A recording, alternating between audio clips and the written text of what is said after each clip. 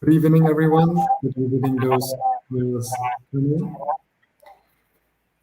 Today, our guest is Dr. Yakoob Ahmed. He is a scholar and an academician at the Islamic University, Faculty of Theology, and he is teaching Ottoman history there. Welcome, Yakoob Hocam. Thank you very much. How are you doing? Alhamdulillah, I'm doing okay. How are you? I'm also doing quite well. Good. Today we are going to speak about the Ottoman ulama. In English. In English, exactly, in English. But we will keep it easy as possible. Tamam. And I want to start with my first question, which is focusing on the general term of ulama. What does it mean to belong to the ulama? And what are the ulama in general? You know, it's a good question because a lot of the times when I come to Muslim countries, especially Turkey, there is an assumption that people know what the ulama are. But in reality, because we don't have this visible ulama in Turkey, you'd be surprised how many people actually don't know what the ulama are in general. And so what happens is they have a perception of this idea in that sense. Simply put, the ulama from the inception of Islam, which means from the beginning of Islam, were people who were trained and educated in the learning of the Quran and Sunnah in a particular systemized way, which was then later institutionalized. So it's generally an alim, and this is why we an alim, the individual who studies ilm. The word comes from ilm, not deen, which is important here, because what this indicates then is that while they are practitioners and students of deen, but the emphasis is on ilm, knowledge. What that indicates is these are scholars. Fundamentally, what the ulama are scholars of Islam who are Muslim from the Muslim tradition, which is an important understanding because a lot of the times when people think of ulama, they negate the idea that these are scholars and they assume it's the imam at the jami, it's the person who does the nikah, it's the crazy mullah in some South Asian country, that they see on television. And what they forget is alim fundamentally means the one who is studying ilm. And ilm specifically comes from the notion of studying Quran, Sunnah, and then the extension of that. So over time, the curricula, which was fundamentally first Quran and Sunnah, it extends and we have a more broader curriculum. For example, the learning of the Arabic language, the learning of grammar, the learning of rhetoric, the learning of mathematics, logic, kalam, and so forth. These are extensions that come from the Quranic and Sunnah tradition in that sense, right? And then as the Muslim world expanded, or the influence of Islam expanded, the curricula would include other languages like Persian, Ottoman Turkish, Urdu, Jawi, Malay, Bangla, whatever it may be in whatever different given country. So simply put, the alim is the person who actually is the student and the practitioner of the Quran and Sunnah. Now, why this is important is because Islam is not, it's a lived tradition, right? It's something we live. And so we need scholars continually to study Islam because the tradition is vibrant, it exists. And so Islam is a worldview of not just this life, but the next life. And so these are, in that sense, practitioners of that. And what's important is that in the Islamic tradition, then the ulama are considered as guardians of the faith, right? Or the sort of like continuers of the prophets in that sense. And what are they continuing? Which is the prophetic message, which is the idea of Islam in that sense. So that's fundamentally who the ulama are. Now, what's interesting is we use the word ulama in the plural sense, even though for the individual is alim. So we recognize that this is a particular group, an institutionalized group, similar to the way that we would usually use scientists say or academics say. So what this indicates is that this is then a dynamic and robust group. It's not just a group of people that have one idea. The basis is Islam. The idea is to learn ilm that is Islamic. that is reflective of this life and for the next life, and these can be a host of people in that sense. To have like a question before going in the area of the Ottoman Empire.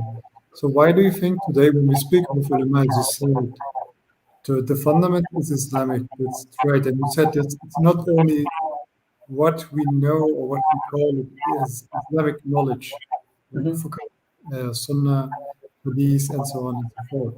So why do you think that the differentiation is today made when we speak about the ulama, that only we understand people who seek knowledge which are directly related to the jurisprudence of Islam or the Aqidah of Islam, but not Sure. their natural sciences? So the distinction mainly comes because of the 19th century and the introduction of new forms of knowledge like technocratic knowledge, bureaucratic knowledge, subjects like engineering, new forms of science, and so forth, which initially were being taught in the madrasa system. But because the madrasa system in of itself had become so complicated, so to be an alim in of itself became such a what you could call complex field in of itself with so many multiple subjects and so forth, it would have been unfair to assume that the madrasa system could have then accommodated the new forms of knowledge. And so then a distinction was made between the forms of knowledge that were purely restricted to matters to do with religion and forms of knowledge that were what you would call more worldly matters like science, tech, and so forth. And then there was crossovers like mathematics were on both sides, and things like that. So the 19th century becomes the century of specialization because of the industrial revolution and the changing in the world and so forth, the need. But what we see, what's interesting though, is that because the ulama are still like, for example, I'm a scholar, right? I'm not an alim, but I'm a scholar. But it doesn't mean that I'm devoid of understanding how the world works.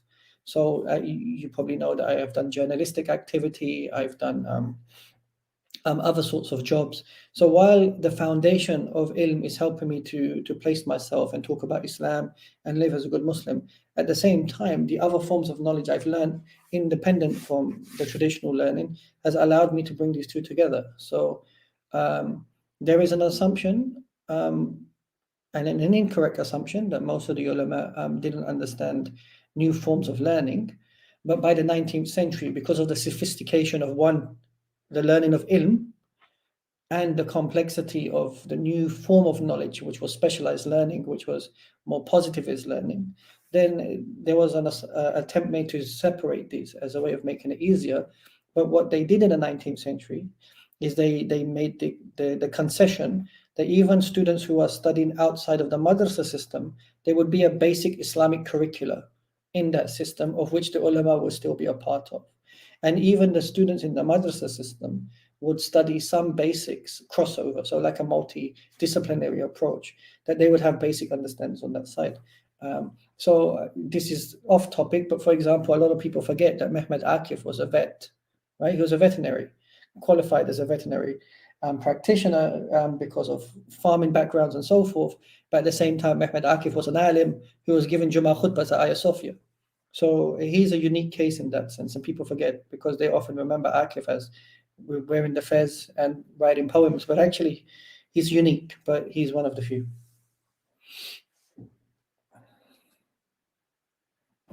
Yeah, you already mentioned a good example of an Ottoman alim, and it makes us also easy to ask the next question, like who are the Ottoman ulama?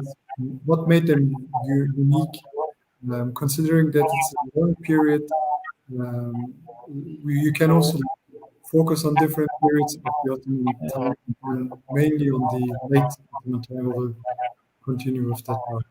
Yeah, I mean, so the Ottoman ulama, I mean, it's a difficult question because first we have to qualify what does it mean to be Ottoman in that sense. And the reason why I say that is because a lot of the studies that look on the Ottoman ulama are usually affiliated with the Ottoman center of power. So wherever the sultans are moving, that's where the ulama are categorized within their direct sphere of influence.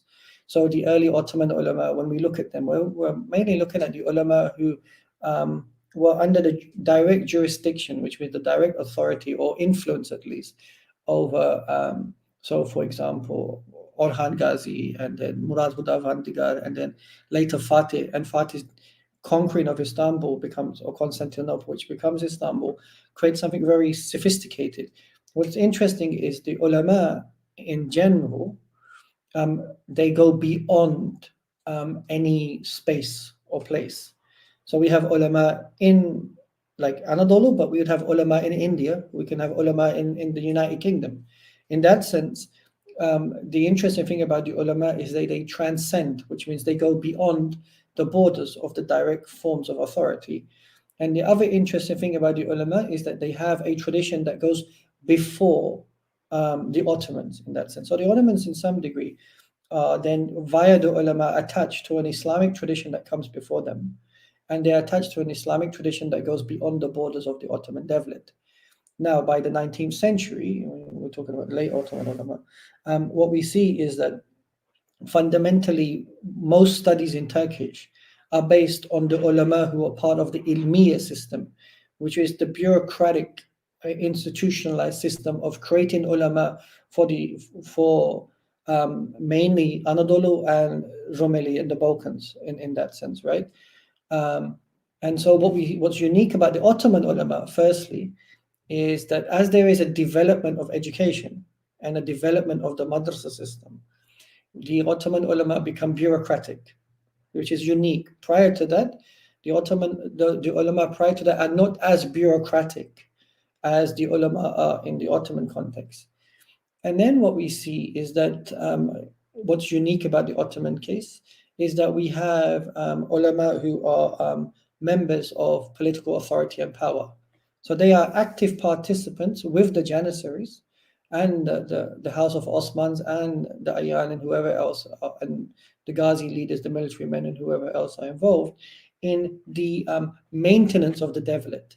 In that sense, they become a pillar of the devlet, which is unique in the Ottoman case. We don't see this sort of imposition, which means interaction with power in the past in Islamic societies, which is something which is very different.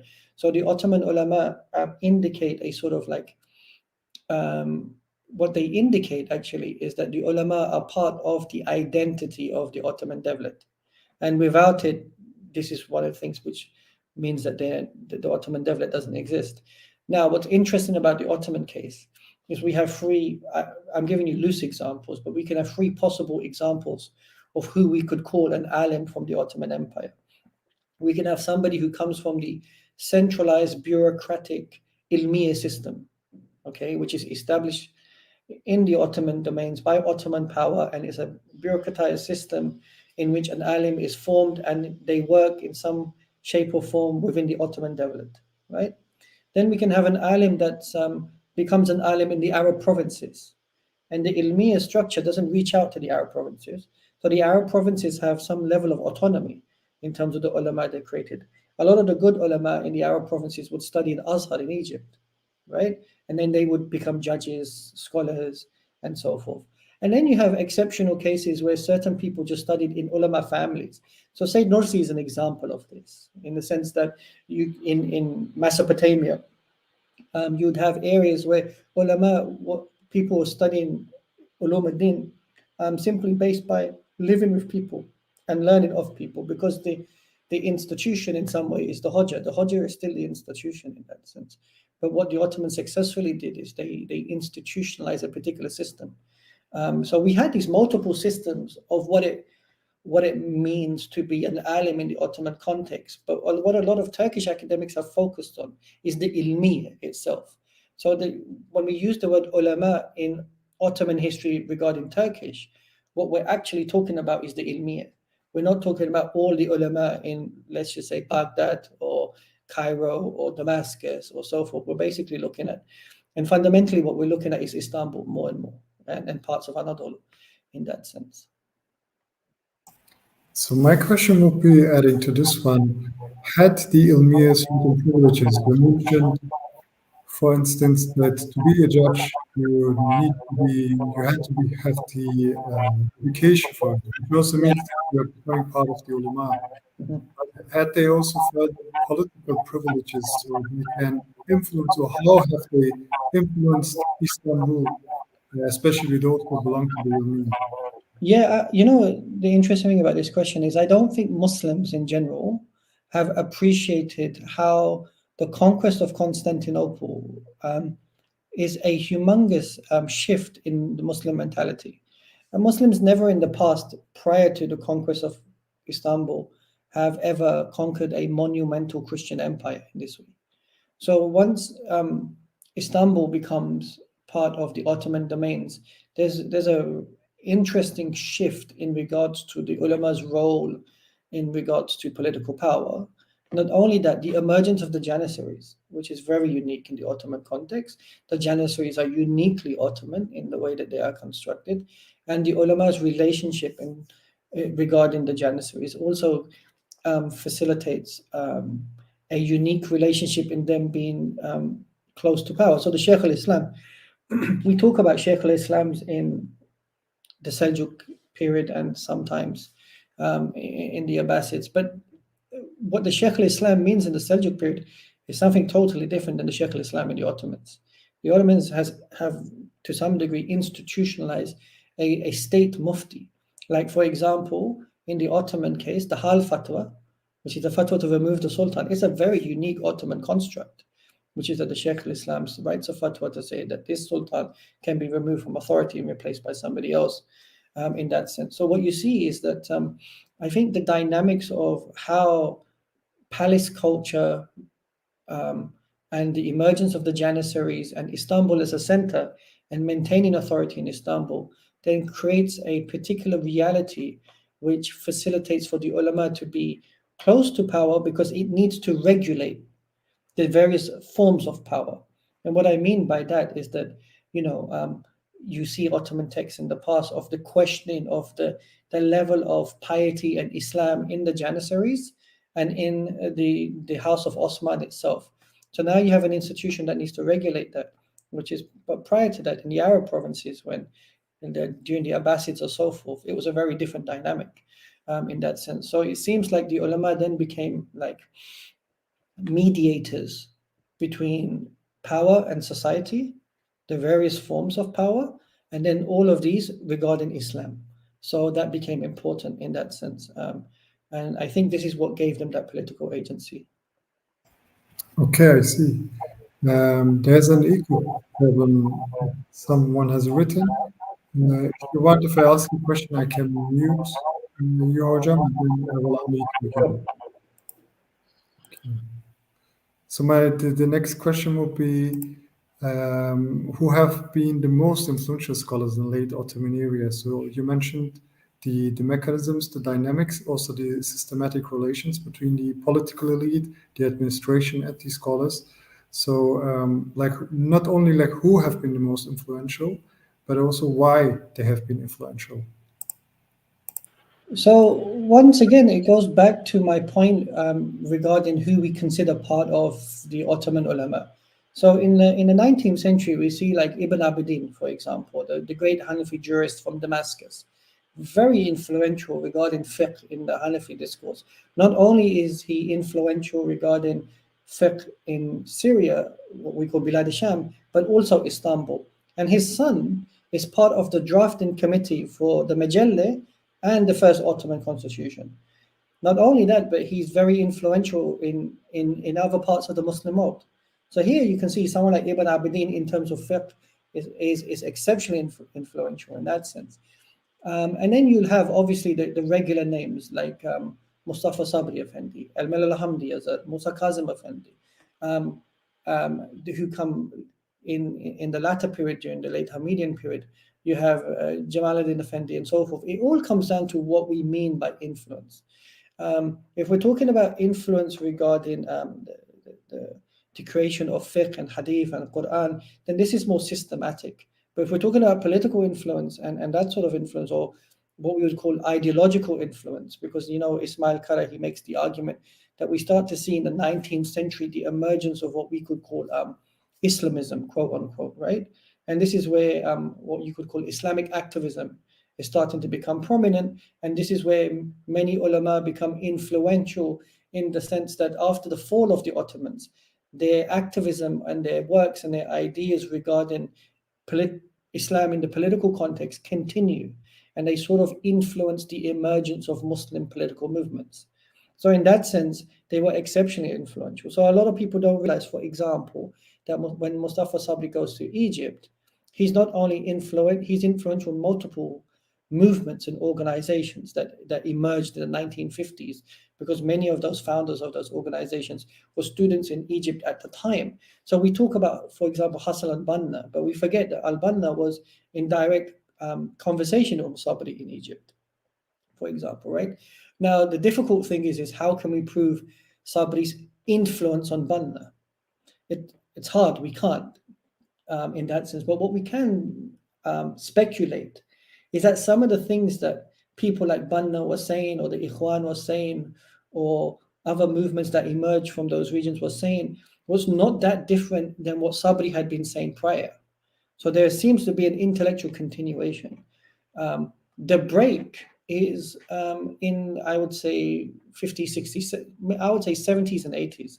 There's a break between what you would call a late Ottoman 19th, 20th century Islamic political discourse, and then the sort of far more entrenched nation-state Islamic activity that takes place in the region. So the likes of Sabri I find very interesting, but there are many members of the ulama that we don't even know them, but I find them very fascinating, like the Qasimi brothers in Syria. Jamaluddin Qasim and his brother, for example, are exceptionally interesting, because what we see in this period is the emergence of what we call Salafism. And Salafism is a very unique 19th century phenomena. And there are many members of the ulama, like Rashid Radda, like Muhammad Abdul, who emerge as a result of that. What's unique is that when we see Mehmet Akif in his Sirat al-Mustaqim, he's actually publishing works by Muhammad Abdul.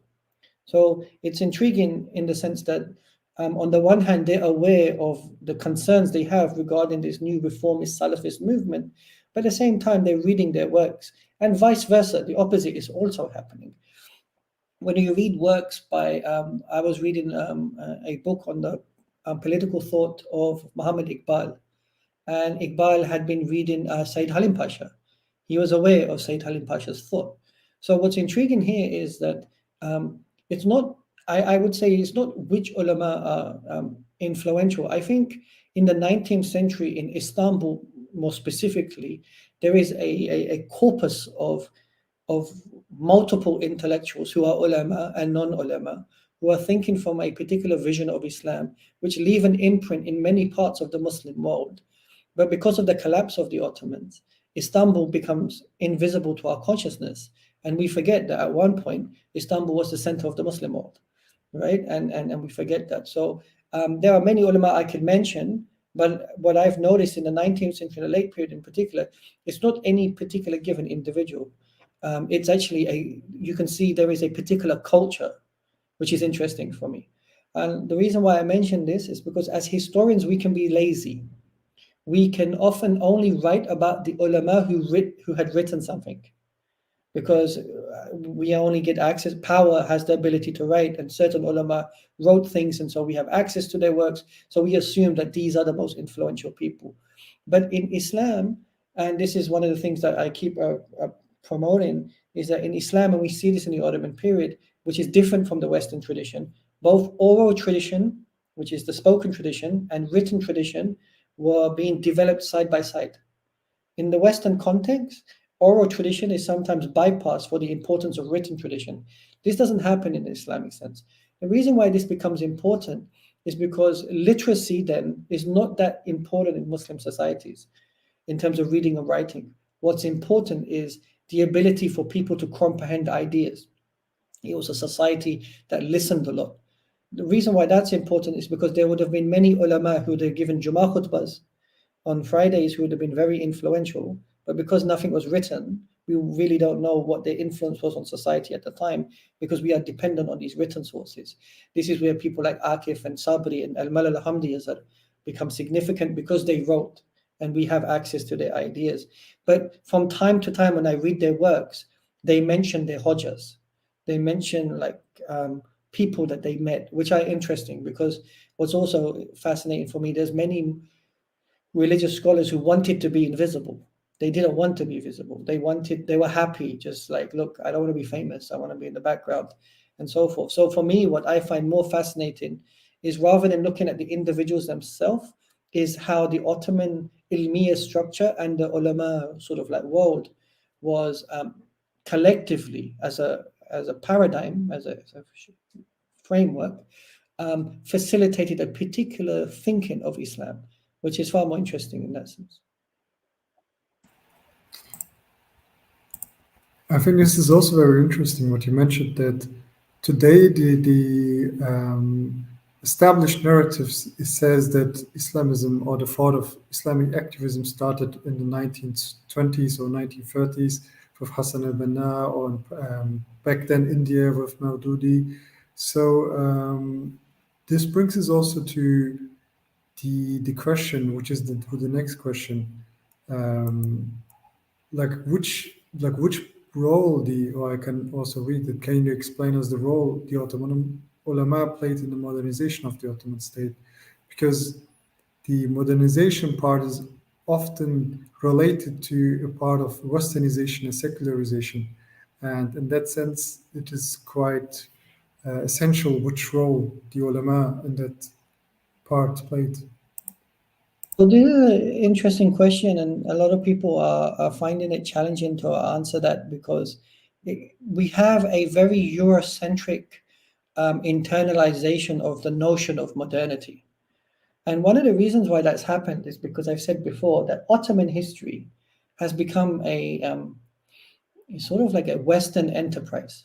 So if you go to Pakistan, or you go to Mauritania or Morocco, or you go to Egypt, the universities or the madrasas or the seminaries, they're not going to teach Ottoman history.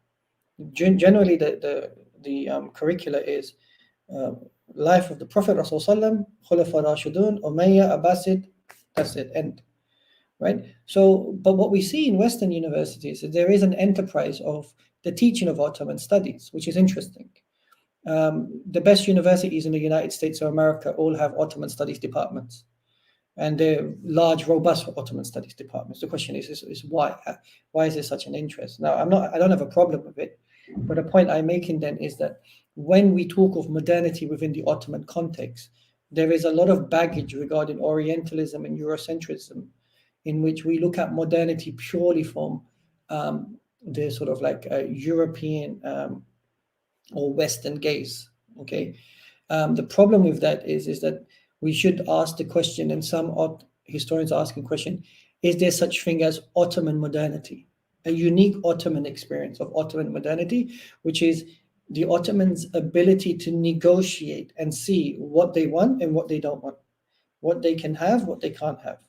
And these processes take time, because sometimes you take something in, and then you think there's no problem with this, and then 5 years later you realize, okay, this is problematic.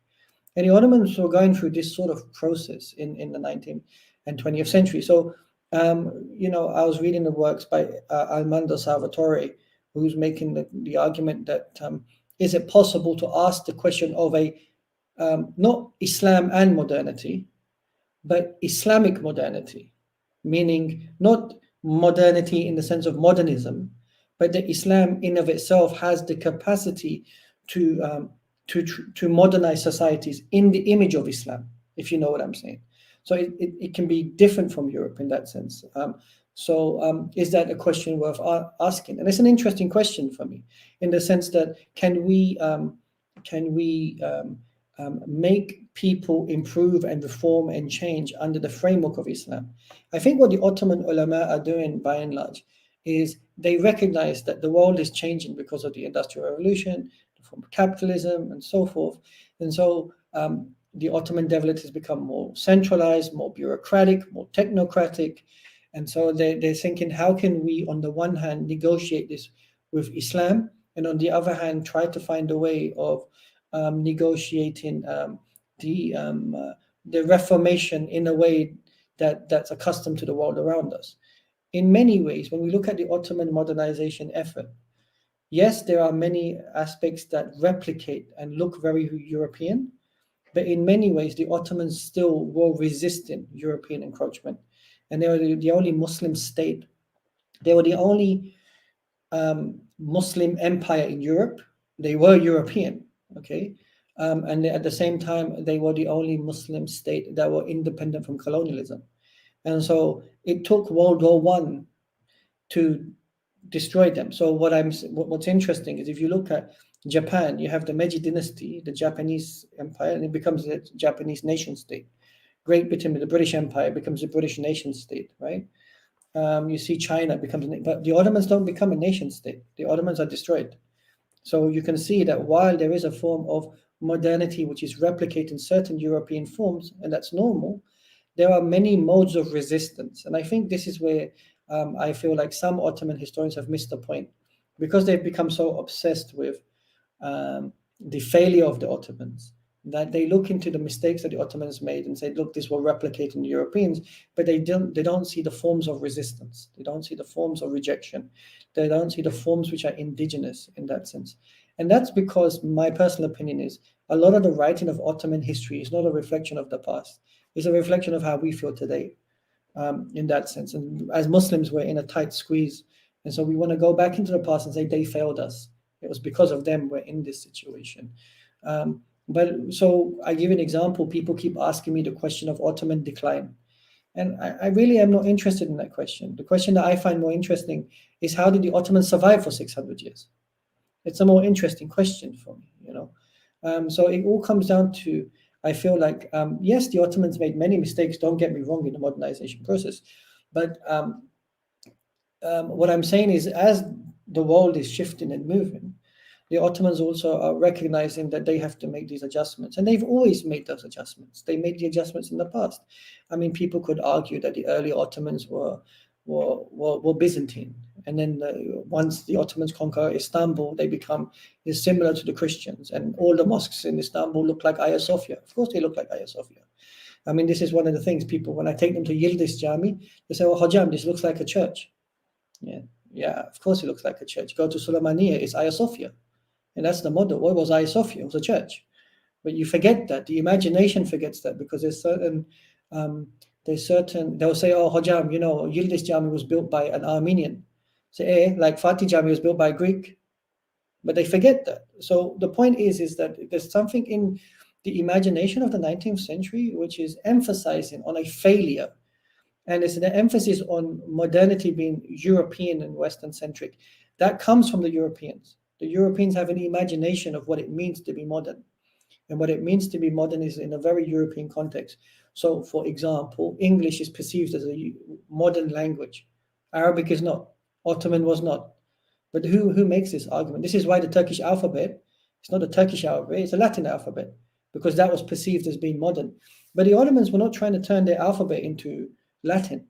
They were saying, let's just increase more Arabcha harfler, like let's just put different, noktas here. We can keep this language in that sense. So what I'm saying is, yes, there are forms of Ottoman modernity that the ulema got involved in, like the Majelle, like the constitution, like the Nizamiya courts and so forth. But these are also interesting moments of resistance. This is why when the Turkish Republic is formed, if the Nizamiya courts are secular, why destroy them? Because they saw them as Islamic. They didn't see them as secular. Right? Were the Nizamiya courts different from the Sharia courts? Yes. Was this unique for the 19th century? Of course it was. And this is a conversation we should be having about, okay, how do we place ourselves in understanding this system? So in regards to modernity, I think that the intellectuals and ulama, we know the mistakes. I think that is well known in Turkish society. What I'm more interested in now is the forms of resistance within this framework of modernity. And is there possible that we can move away from the articulation, which means the vocalization of modernity, purely what we mean modernity is Western European modernity? And can we conceptualize and think of a modernity, because we don't have another word to explain this phenomena of reformation? Can we have one which is like Ottoman? And what does that look like? And I would say that that's one that was in constant struggle and negotiation in that context. So an add-up question would be, which is quite hypothetical, that do you think the Ottomans had a chance to transform to a nation state, or do you think the political elite which came after the Ottomans um, prohibited or didn't allow the Ottomans to transform to a nation state? Personally speaking, I don't think the Ottomans had any imagination of creating a nation state. The reason why I say that is because World War One changes something. What World War One does is it ends all empires, right? Okay, we have, so for example, the Bolshevik Revolution in Russia, we have the collapse of the Ottomans, we have the collapse of the Habsburgs, the Austrians, and then consequently from World War One, we have World War Two, so the collapse of the British Empire, the French Empire, and then the German Empire, the collapse of the Meiji Dynasty and the Chinese. So what we see is a total obliteration of empires between World One and Two. These are game changers for me. But if you see prior to that, there was no way in their imagination to create nation states, because they were very critical of the nation states that were emerging in the Balkans. They were saying that these nation state projects are alien to us. So you see the works of Mehmet Akif, and this is interesting. He promotes Ottomanism as an imperial, patriotic bond, but he critiques nationalism. He says nationalism is not from us. This is a poison. We have to be careful. Mustafa Sabri says the same. He says these ideas of nationalism, they're not something that come from our people in that sense. What's intriguing about the Ottomans, and I believe this, I was listening to Rifa Abu al-Hajj. He was saying, he's a Palestinian academic in the United States, he's very old, one of the senior Ottoman historians. He writes about the 17th, 18th century, and he was saying that all the nation states that came from the Ottoman project have not succeeded in replicating, meaning reproducing what Western European nation states look like, indicating that this whole region is not designed, or what he uses Turkey as an exception. He says Turkey is the exception, but he says by and large, you see the Balkans, even non-Muslim nation states like Greece, Serbia, so forth. So there have been tensions regarding the nation state model because it's not something which is natural to this environment in this part of the world. And he says he believes it's because of the Ottoman influence, because the Ottoman influence was far more fluid, it was far more empire-centered. And what I've spoken to many historians in the past, they said, for me, for example, capitalism would never have been imagined by the Ottomans. Islam just doesn't allow it. Islam doesn't allow that type of thinking for capitalism to emerge from Muslim societies. This would have to have been a European construct. So in many sense, the Ottoman Devlet had many forms of reservations and rejections towards these ideas of nation state, the ideas of capitalism, the ideas of creating fixed borders. They didn't even have fixated borders. They had frontier regions, which were quite fluid. Its empire is very complicated, you know. So, and the empire has a lot of plurality. And you can see in the Turkish Republic, going back to the Ulema, the Turkish Republic actually is it decides to make choices of removing the Ulema from Turkey, which is the only nation state which did that. It decided to not have the Ulema as part of its political structure. And that was important because in the Ottoman context, you would then say that the Ulema were an integral part of what it meant to be the Ottoman Devlet, which is, I call them a meta-institution. A meta-institution is an institution that governs every other institution or overlooks every other institution. And the ulama's role was to make sure that they were, making sure that the military were practicing Islam, making sure that the government was abiding by Islam, and making sure that the ulama themselves were abiding by Islam, making sure that the ayans were practicing Islam, or the technocrats, or the governors, or the sadrazam. So this is interesting meta-institution in that sense. And what's different is that the Turkish Republic decided and made a choice to remove that meta-institution. It said we didn't want that. So the language reform, it affects the ulama directly. The closing of the madrasas affects the ulama directly.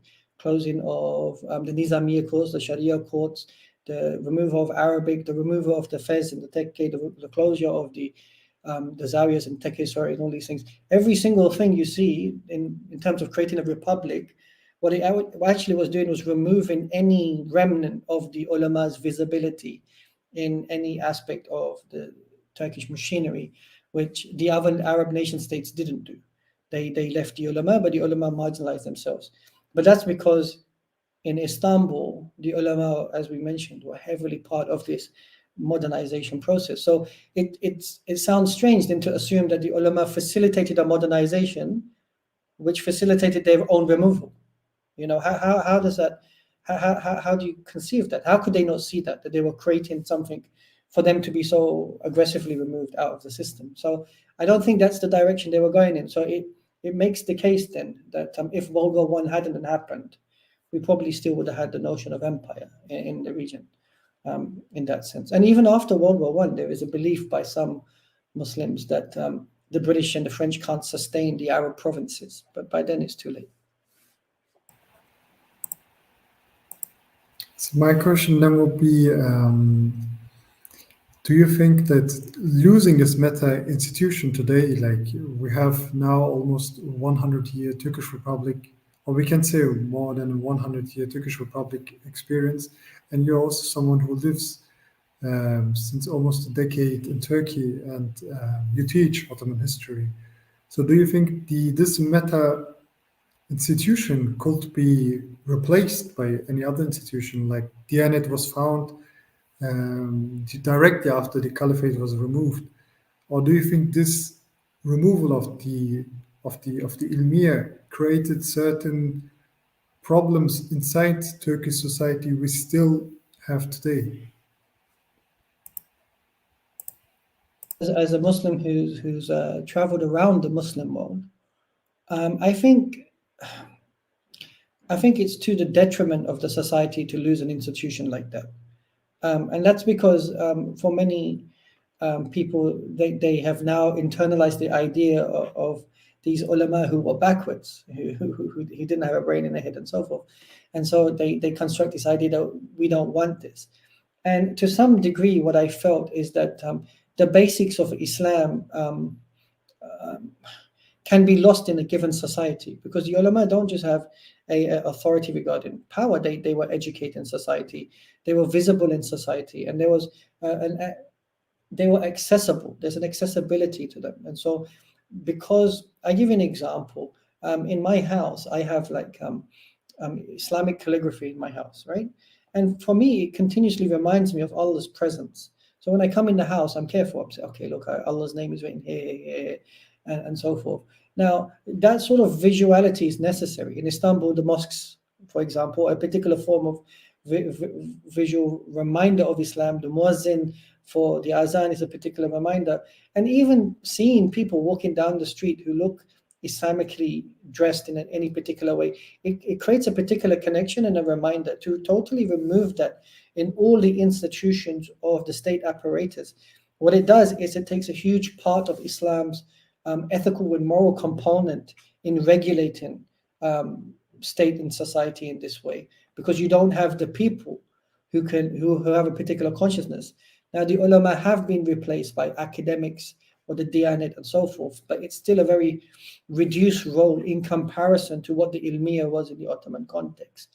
In the Ottoman context, the ilmiya was still fundamentally independent from the state machinery, whereas now you have the Diyanet, which is directly under the control of the state, and then you have academics who don't have the same moral or ethical compass that the ulama that is expected from the ulama. So there is an expectation that if you're an alim, you're religious, you're pious, you're kind, you're upright, you're honest. This is an expectation. Even if the alim doesn't do that, because the expectation is there, even society puts pressure on the alim that you either abide by these standards or we're not going to take you seriously. And this is expected from the ulama as a whole. Now, when you don't have an institution like that, we don't have those same expectations from, for example, academics like myself. That there's no expectation for me to uphold any of these principles, and there's no expectation for me to influence society with any of those principles. What people want to do is they want to just hear intellectual knowledge from me. So I feel that when, I remember I lived in Syria, so I was fortunate enough to see people like Sheikh Ramadan Bhuti and so forth. And there was a particular decorum, a particular mannerism, a particular sense of respect that came with that particular tradition. And I feel, this is my personal opinion once again, that we should celebrate tradition. We shouldn't be ashamed of it, in that sense. And in Britain, for example, where I was born and raised, they are very proud of their traditions. They talk about 5, 6, 7, 800-year-old traditions that they are proud of. In that sense, I feel like, in that sense, the ulama were part of a tradition in this region that we should find ways of celebrating. I know alims, they're good people, many, on the whole, and they've done wonderful things in terms of their influence on me, on making sure that I was upright, I was honest, I was good to my parents. That that I'm not covered in tattoos. It sounds bizarre, but now when you walk down the streets of Istanbul, this is something that's totally shocked me, and it's because when you don't have that mechanism of that society, it's not a mechanism that you need someone to tell society. It's the mechanism that society doesn't have someone they respect in society that can tell them, if you know what I mean. And that concerns me. And I feel like that's an important part of Islamic civilization.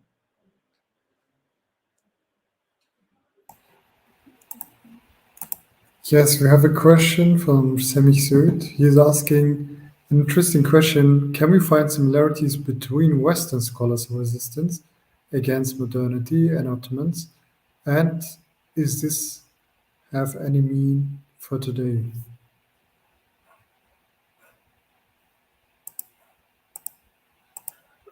So we do have, even in the Western world, there's an assumption that modernity means the West, and that's incorrect. When we look at modernity in particular, so if we look at England, modernity is actually very London-based. It's the urbanized city centers which actually reflect modernity. It's London, it's Paris, it's Berlin, it's Istanbul, it's these big cities that are reflecting these changes of modernity. There are forms of resistance in Western societies regarding modernity. For example, there is an apprehension in Western society regarding things like, sounds crazy, clocks and industrialization and aggressive industrialization. But what you can see is that in Muslim societies, this apprehension is greater.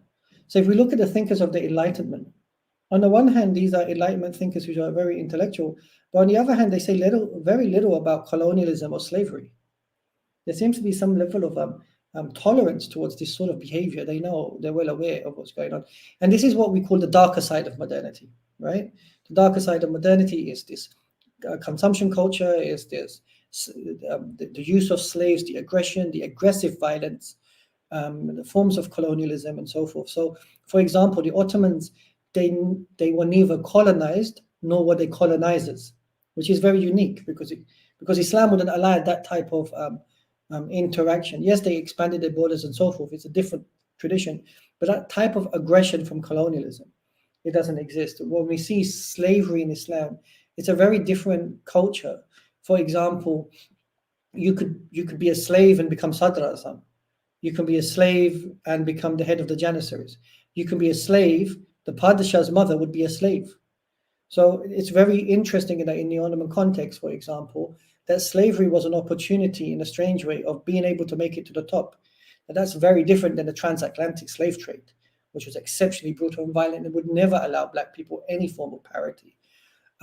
So what I'm saying is, yes, there are forms of resistance of thinkers, but what I found interesting is because modernity has a component of colonialism, that resistance was often muted and very less in noise in terms of Western thinkers, but it was greater in noise in not only Muslim societies, but even non-Muslim, non-Western societies who were directly feeling the impact of modernity. And we see this in South America, we see this in Japan and China, who are critical of this, and India, of course, but that has a Muslim tradition. Now, in the more contemporary sense, we have a lot of decolonial writers now who are critiquing modernity, and these are thinkers from all over the academic spectrum. And this is what I find interesting. So in Western academia, there's now a space of post-colonial thought and decoloniality and critics of modernity that are writing more and more about the problems of modernity and the sort of like aggressive European modernity of what it means to be modern. And yet in Muslim societies, we haven't taken on board some of these criticisms, which is interesting because we have scholars in the past who do critique modernity in that sense. So, yeah.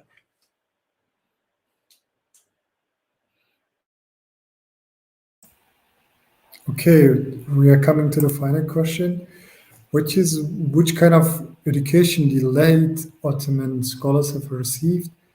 And I will add to this one that you mentioned that we have today the case of post-colonial studies, decolonial studies.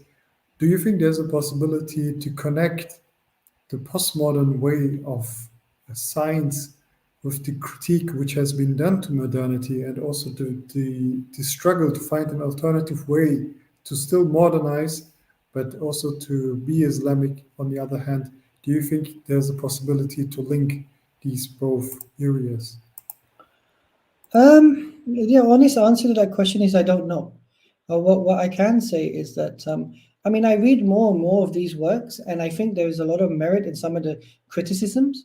But I think where we differ is our implementation of possible solutions. I think our solutions should still be Quran Sunnah based. I think the difference between when you read works of look, so I give an example. There's a difference in the way that we see the Islamic tradition of learning. So the Quran, when it came to Rasul Sallam, it was sent to Rasul Sallam via a messenger, which was Jibreel alayhi salam, right?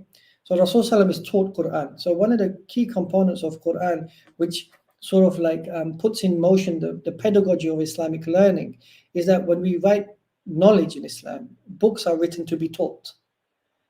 In the Western tradition, books now, because of print capitalism, are written to be read. It's very different. So, for example, I would often in the class teach works of Islamic studies to my students. What is this paragraph? What does the author mean? What about this section? Falan, falan. And that's how books are written, right? And the reason why that becomes important is because there is a particular interaction between the Hoja, the student, the text, and then the history of the text. And we sort of interact in our culture in that sense. What is also important then is that we then are shaping the people from this Islamic culture, which is important. In the Western context, you can see that the way the text is written is that the book is sufficient for you. Now, the reason why I'm making this analogy, because one of the things that I've noticed more and more in Western culture, whether it's post-colonial or decolonial studies, is the absence of this like sort of like emotive, humane aspect of human beings.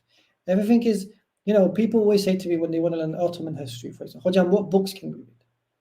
I say, go find a good Hoja and study with them. They say, oh, tell me some books that I can pick up.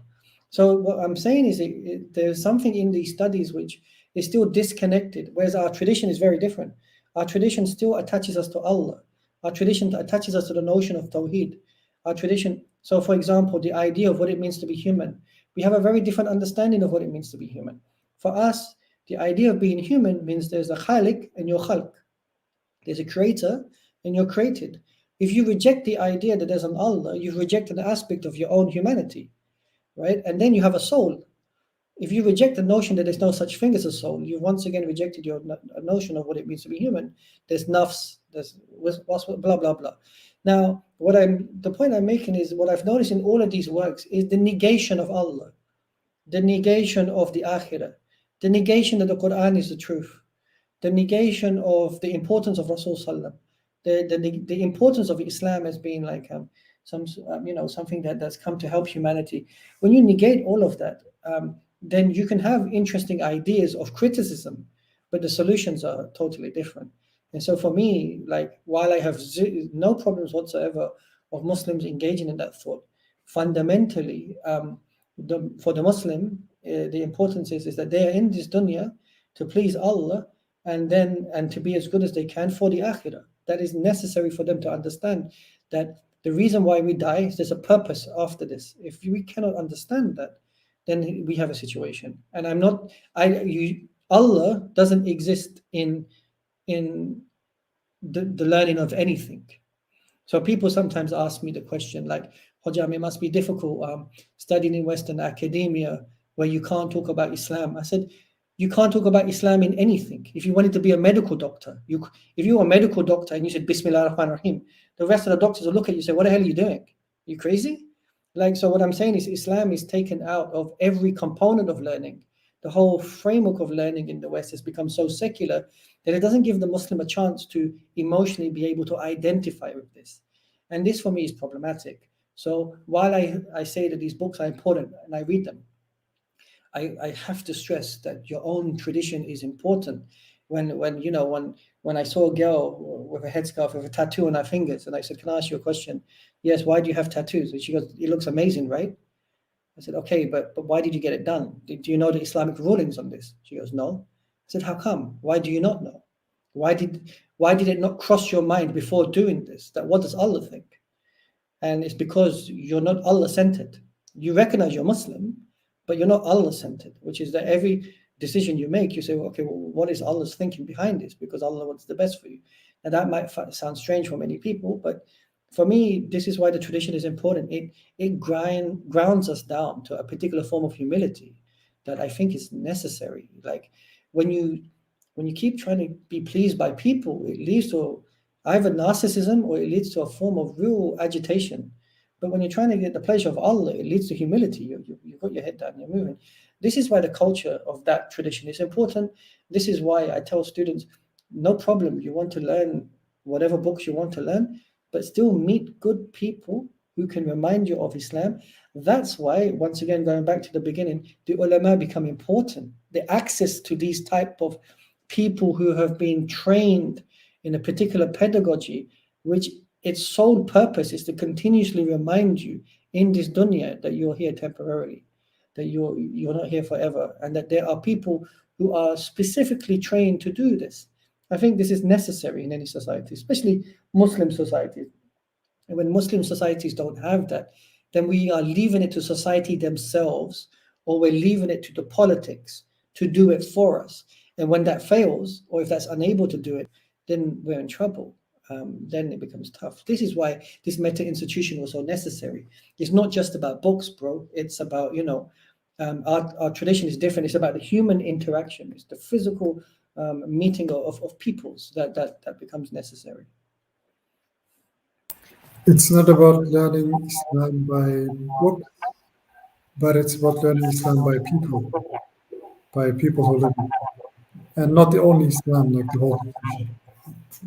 Yeah, I agree. Like Rasul Sallam, they say he's the walking Quran. There's a reason for that. It didn't mean that he was walking around reciting Quran. It meant he embodied what it was. It meant that when people saw him, they could understand Islam better. Like I'll tell you an example. I have people say this to me in the West all the time. Non-Muslims in the West can say, he's a good Muslim, he's not a good Muslim. Even they have the awareness, they have an understanding of what a good Muslim is and what a bad Muslim is. So the indication is that what does it mean to be a good Muslim? Okay, fine, like somebody who does ABC, but there's a difference between that and having learned people in our communities, learned thinkers in our communities, people who can give us solutions, people who can listen to us, people who can give us solace, people who can give our heart warmth, people who can we can look up to and say, I want to look like that. So now when you see people are on their Instagrams, what do they want to look like? They want to look like what they see on their Instagrams. They replicate in those visual mediums of the Instagrams. Why? Because any form of Islamic culture's visuality is removed. You walk down the street, what is Islamic that you see in the street? Nothing apart from the jamis.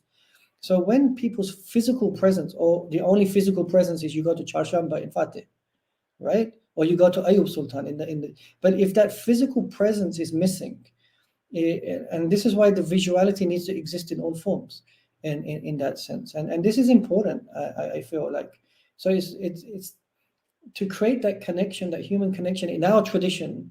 It's important. It's like, let's sit together, let's eat together, let's sit together, let's pray together, let's fast together. These commonalities is necessary. And then the Islamic tradition is always people remind you of Islam. And so I feel like coming to Turkey after living in the Arab world and coming from a Pakistani background, that I feel that that's one thing that was very visible for me, is absence in that sense. Yes, these have been great and impacting final words. But thank you very much, Hajam, for your time. We also like finished almost an hour. Do you have any final words? No, I mean, like I just if anybody sees me in the streets of Istanbul, just stop and say hello. And I can speak Turkçe, but I don't hani chatbot konuşuyorum. So, but still, just stop me, say hello. It'd be very nice. And because I'm a foreigner in the country, so it's always nice to meet people who can make you feel home. So that's the only thing I have to say. So we will inshallah do the next live broadcasting in Turkish. Okay. Thank you very much for those who listened today. I wish you a wonderful evening. Take care and assalamu alaikum. Bismillah.